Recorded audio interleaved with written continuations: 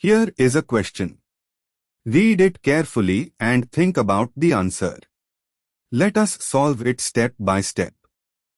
Let us begin solving this step by step.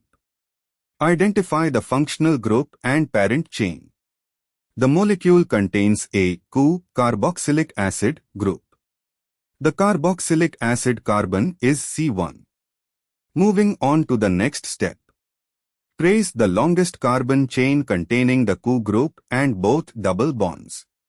Starting from the ChO carbon, C1, we go to C2 which bears a double bond, C2 is equal to C3, with a methyl branch at C2, then C3, C4, C5, C6 which bears another double bond, C5 is equal to C6, with a methyl branch at C6, then C7.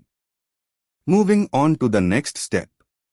Identify the structure more carefully. The structure shows C1 ChO. C2 is equal to C3, double bond, one alkenyl arm going up, with methyl at C2. C5 is equal to C6, double bond, another alkenyl arm going down, with methyl at C6. C7, terminal carbon, methyl from the isopropylidene group.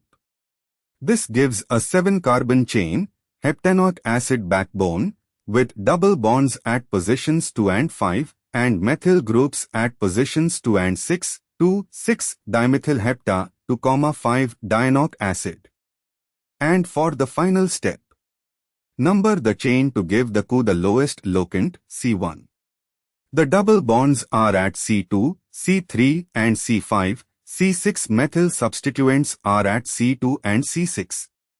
Parent chain is equal to heptadienoic acid, double bonds at 2, 5 methyls at 2, 6,2,6-dimethyl hepta, 2,5-dianoic acid.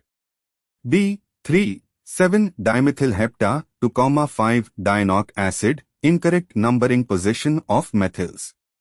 C. 1-hydroxy, 2,6-dimethyl hepta, 2,5-dine1 treats as a ketone with hydroxyl, but the functional group is ChO, carboxylic acid, not a ketone plus alcohol.